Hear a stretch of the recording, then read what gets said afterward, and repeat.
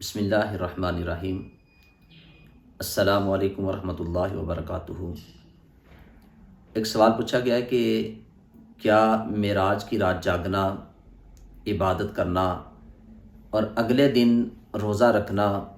اس کی شرعی حیثیت کیا ہے، وہ ہمیں بتا دیں۔ جس بات کو اپنے ذہن کے اندر رکھیں کہ معراج کی رات جاگنا اور صبح کو روزہ رکھنا یہ کوئی فرض یا واجب نہیں، اور نہ ہی اسے کوئی فرض یا واجب سمجھتا ہے،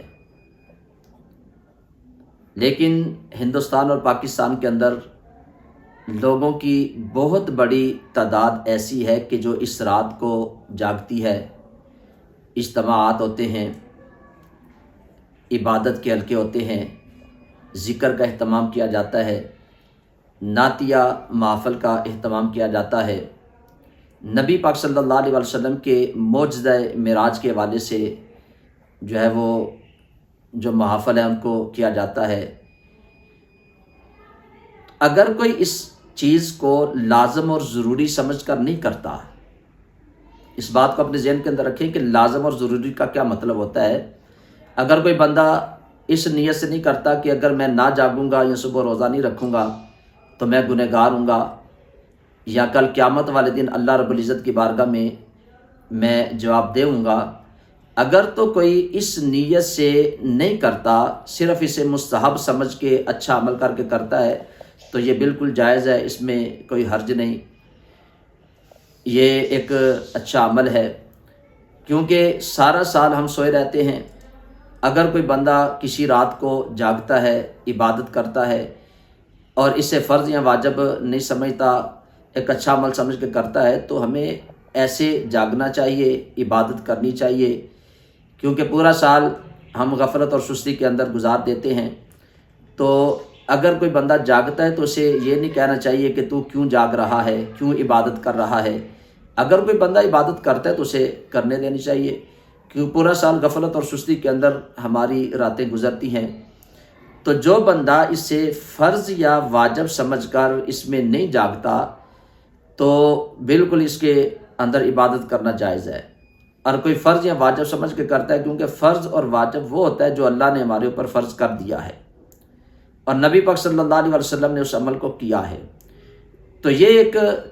اچھا عمل ہے۔ اس کو اگر کوئی جاگتا ہے تو اسے منع بھی نہیں کرنا چاہیے۔ اور اگلے دن روزہ ہم رکھتے ہیں، تو روزے کے حوالے سے اگر آپ دیکھیں تو یہ بھی فرض یا واجب نہیں، لیکن روزے کی فضیلت کو اگر آپ پڑھیں، نبی پاک صلی اللہ علیہ وسلم نے فرمایا کہ جو بندہ نفلی روزہ اللہ رب العزت کی رضا کے لیے رکھتا ہے، تو حضور فرماتے ہیں کہ اللہ تعالیٰ اس بندے کو جہنم سے کتنا دور کر دیتا ہے۔ حضور فرماتے ہیں کہ جتنا زمین اور آسمان کے درمیان یہ خلا ہے، اتنی 3 خندقیں اللہ تعالیٰ اس بندے اور جہنم کے درمیان جو ہے ان کو بنا دیتا ہے، کہ اتنا دور اس بندے کو جہنم سے کر دیتا ہے جو اللہ رب العزت کی رضا کے لیے ایک نفلی روزہ رکھتا ہے۔ اور پھر ایک اور نبی پاک صلی اللہ علیہ وسلم نے مثال دے کے ہمیں بات سمجھائی، حصی مثال دی کہ ایک کوے کا بچہ وہ پیدا ہونے سے مرنے تک جتنی وہ اڑان بھرتا ہے، جتنا وہ اڑتا ہے، جتنا وہ سفر طے کرتا ہے، حضور فرماتے ہیں کہ کوے کا بچہ پیدا ہونے سے مرنے تک جتنا اڑتا ہے، اللہ تعالیٰ ایک نفلی روزہ رکھنے والے کو اتنا جہنم سے دور کر دیتا ہے کہ جتنا ایک کوے کا بچہ پیدا ہونے سے لے کر مرنے تک اڑتا رہتا ہے۔ یعنی حصی مثال دے کے اللہ کے پیارے رسول ہمیں اس بات کو سمجھا رہے ہیں کہ اس کا کتنا اجر و ثواب ہے۔ تو یہ اس بندے کو اجر و ثواب ملتا ہے جو نفلی روزہ رکھتا ہے۔ تو یہ ماہ مبارک اگر آپ دیکھیں، ماہ رجب ہے، ماہ شعبان ہے، اور آگے الحمدللہ ماہ رمضان بھی آ رہا ہے، تو ان کے اندر جو ماہ رجب اور شعبان ہیں، ان کے روزوں کے حوالے سے نبی پاک صلی اللہ علیہ وسلم کی بے شمار احادیث مبارکہ ہیں اور بے شمار اس کے اجر و ثواب بیان کیے ہیں۔ تو بہرحال جو سوال بھائی نے پوچھا ہے، تو ماہ رجب کے اندر جو معراج کی رات لوگ جاگتے ہیں اور صبح کو روزہ رکھتے ہیں، یہ فرض یا واجب نہیں، یہ ایک مستحب عمل ہے، اچھا عمل ہے۔